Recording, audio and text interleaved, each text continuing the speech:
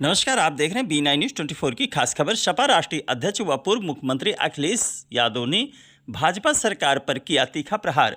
बता दें, खबर कुशीनगर से है, जहां कुशीनगर जिले के पडरौना नवीन सब्जी मंडी ग्राउंड में गठबंधन से समाजवादी पार्टी के उम्मीदवार अजय प्रताप सिंह के समर्थन में सपा राष्ट्रीय अध्यक्ष अखिलेश यादव एक जनसभा को संबोधित करने पहुंचे। वहीं लाखों की संख्या में भीड़ देख गदगद हुए अखिलेश यादव तो वहीं योगी मोदी की डबल इंजन सरकार को फेल बताया। सुने उनकी जुबानी B9 न्यूज़ 24 के साथ।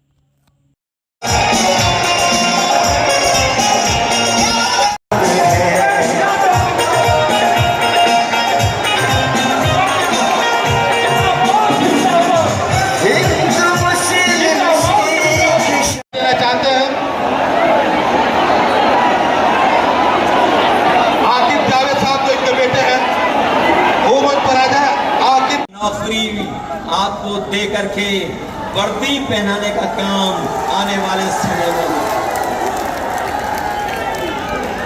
इस बीजेपी की सरकार ने हर एक को धोखा दे दिया और इतना धोखा दिया है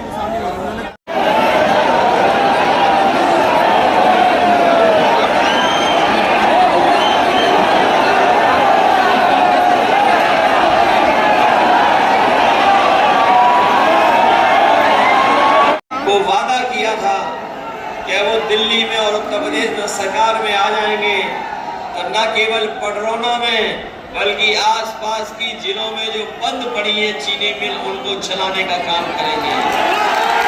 लेकिन 10 साल में उन्होंने न चीनी मिल चलाई और न गन्ने की कीमत को बढ़ा पाए।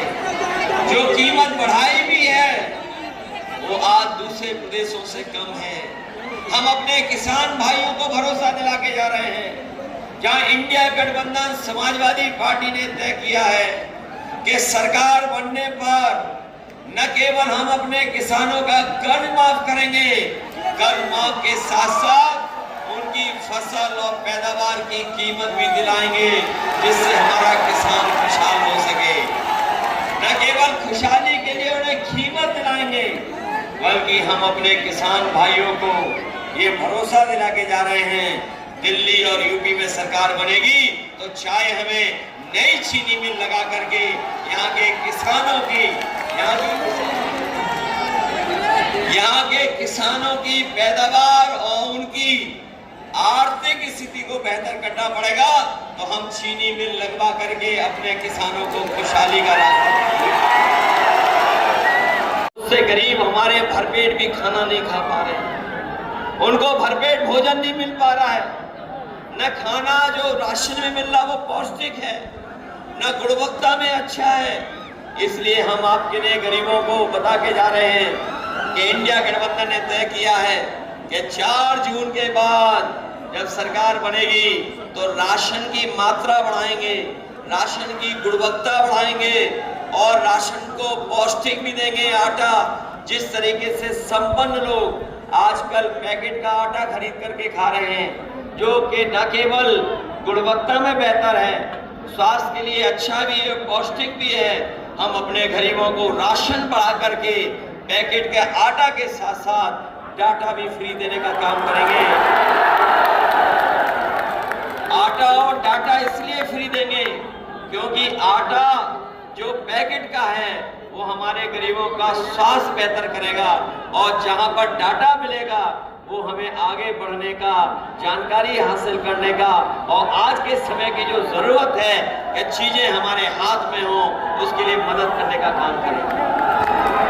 आदरणीय अजय प्रताप सिंह पिंटू जी के चुनावी जनसभा में इस देश के गौरव और समाजवादी पार्टी के राष्ट्रीय अध्यक्ष, हमारे नौजवानों का सपना होता था कि उन्हें वर्दी पहनने को मिल जाएगी, फौज की पक्की नौकरी मिल जाएगी, लेकिन इस सरकार ने फौज की भी नौकरी को आधा अधूरा बना दिया। हम अपने नौजवानों को भरोसा दिला के जा रहे हैं कि आने वाले समय में 4 जून को जब सरकार बनेगी तो अग्निवीर व्यवस्था भी हमेशा हमेशा के लिए खत्म हो जाएगी। और जैसे पहले आपको पक्की नौकरी मिलती थी, वैसे ही पक्की नौकरी आपको दे करके वर्दी पहनाने का काम आने वाले समय में होगा। तो हम किसानों की आय दोगुनी कर देंगे, लेकिन जब किसान अपना हिसाब किताब लगाता है तो उसकी आय दोगुनी नहीं हुई है, लागत बढ़ा दी सरकार ने, हर चीज महंगी कर दी। अगर वो कोई जरूरत का सामान खरीदने भी जा रहा है तो आज सरकार में महंगा हो गया है, चाहे वो कीटनाशक दवाइयां हो, डीजल हो, पेट्रोल हो, खाद की बोरी हो, डीएपी हो, कीटनाशक दवाइयां हो, हर चीज सरकार ने महंगा कर दिया। और हमारा जो गन्ने का किसान है वो अपनी पूरी लागत लगा दे रहा है। ये सरकार में हुई है, सबके पेपर लीक हो गए, कोई एक पेपर लीक नहीं हुआ, जितनी भी परीक्षाएं हुई सबके पेपर लीक करा दिए सरकार ने।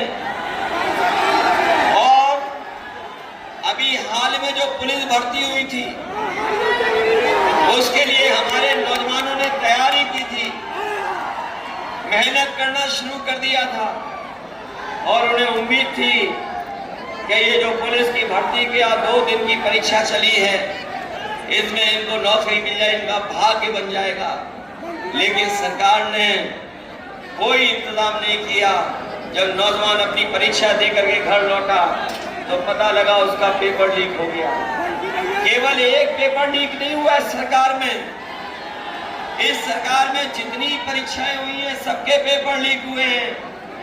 हम अपने नौजवानों से कहना चाहते हैं ये पेपर लीक नहीं हुए हैं, इस सरकार ने पेपर लीक कराए हैं और इसलिए कराए कि जिससे नौजवानों को नौकरी न देनी पड़ जाए।